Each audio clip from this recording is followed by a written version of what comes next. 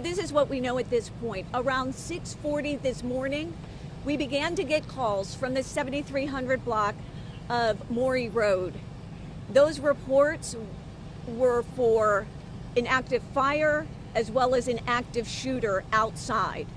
Our officers responded to this scene. When they arrived, they found a man outside armed. That threat was neutralized. At that point, firefighters were able to address the fire. At this point, we have 5 individuals who were involved in this incident. Of those 5, 3 are deceased. Among those 3 is the suspect. Currently, we have 2 individuals unaccounted for. At this point, I'll turn it over to Director Rodkowski, who can address the fire. Thank you. So as Director Stewart mentioned, we did arrive almost concurrently with police. Upon arrival, crews did find 3 victims that were outside. We were unsure of how many were involved in the shooting or not. So crews went to work to begin addressing injuries to those victims. Those 3 individuals were transported by ground to shock trauma in Baltimore. And then crews went to work on the actual fire. So the fire started second in, we believe started second in from an end-of-group townhome and spread to the 2 adjacent townhomes. The fire building of origin as well as the residents directly to the right on the end of group have collapsed. The 3rd dwelling that was involved has heavy damage to it. That 3rd structure is still standing, however, we're unsure of the exact structural integrity of that. So we did have a couple complications with this fire, the most notable being that it was a gas-fed fire. So at some point the natural gas from the house had become involved. It actually still is actively burning. We are waiting on BG&E crews who are here on scene to shut it off. Crews from BG&E did attempt to shut it off at the meter, however, due to the extensive damage, they were unable to do so. So they actually have to dig a hole down to the gas main to shut it off, which is currently in process. So there is still a little bit of fire from the gas main that is venting and burning. Until BG&E is able to shut that off, we will be unable to fully extinguish the fire. However, it is not at risk of spreading any further, and it is just really contained to that one area that is venting. Additionally, like I mentioned, we did have the collapse of the 2 structures, and we have a building engineer on site as well as our urban search and rescue team and hazardous materials team to monitor the atmosphere. And once we're able to put the fire out from the gas-fed fire portion of this, crews will be able to go in and assess the structure, the integrity of that 3rd structure. So that's about where we are at this point. We don't have any preliminary information whatsoever on the exact origin or cause, and that's part of the ongoing investigation. And it's important to point out that our officers are not able to get into some of those homes at this point due to the integrity issue. So once those scenes are secured, our officers will be able to enter them. Do you have any questions? I know this is early in the investigation. Are they related? Are they from the same dwelling? Do you have any information on that? It's my understanding that they are related.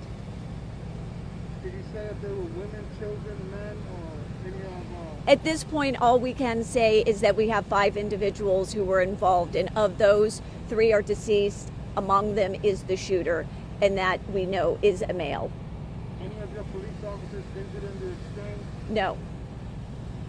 For the 2 people who were unaccounted for, is any idea, are they missing or they somehow in the collapsed building?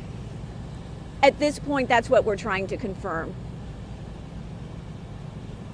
And are they a family? Are they all related to each other? Or At this point, because this is early on in this investigation, we're trying to piece together what we can. I mean, again, we have this fire that happened. We also have this suspect who was armed. How they're all related, it's really too early to tell at this point. Is it confirmed that the fire and the shooting are related to one another, or that they're separate incidents? It's my understanding that they are related. Yeah, I don't know for sure. I'm not Yeah. We do know that we received the call at the same time. That is what we do know. We are able to confirm. But in terms of if they were related to one another, that's part of the investigation we haven't really dug that far into yet. But we do know that the calls came in at the same time. Yeah. And it, You said the dead was neutralized. What does that mean exactly? the individual was armed when our officers arrived, and our officer, this was a police involved shooting. So an officer did shoot at the suspect. Correct. Okay. Yes. We will. I'm sorry. Oh, is there still any immediate danger to the area or the residents? Absolutely not. No. As far as there is no threat to the community at this point.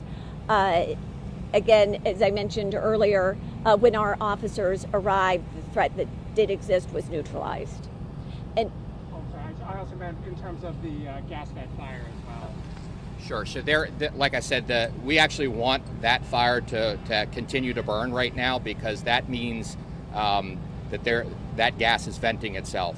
We have looked at the adjacent structures, and we have metered and monitored the adjacent structures to ensure that there was no active gas leak or any detectable gas in those structures, which our crews are doing periodically.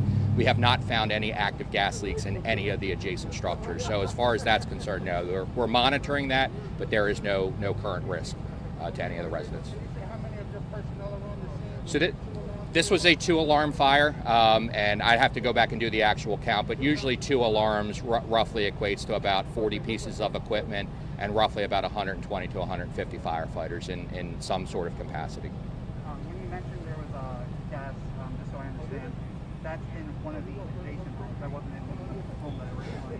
So based off of what we see and what we know, it appears that that was in the home of origin, but it's too early to tell why. It's quite likely that it's due to the collapse. That's very common when a structure collapses, that it may shear off a gas main, but we just don't know the specifics on that right now. I would say that given what we know of structural collapse, it's not surprising that gas became involved, potentially just because of the collapse, but we've got to sort through that at this point. Chief, being that BG&E is cutting off the gas to other individual townhomes, hopefully there's no danger to any other structures or anything of that nature? Correct. And so because of where they have to turn off the gas main, it will most likely affect some other residents in the area, so they may lose gas service in the area, and they should expect that. We're not sure exactly how many homes will be affected. That would be a question for BG&E once they're able to turn that off, but anybody in this area should expect that they may lose gas service for a little while. People in those homes being asked to evacuate, or they? No, at this point we've monitored.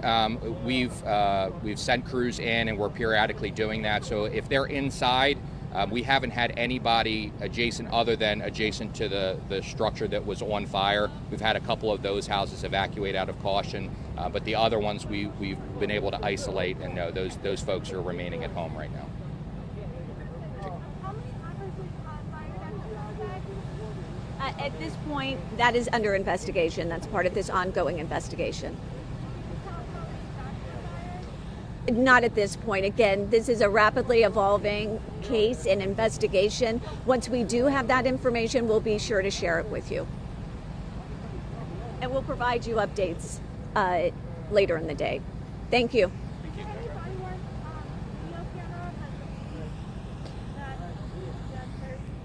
I can look into that for you and get back to you. Thank you. Thank you.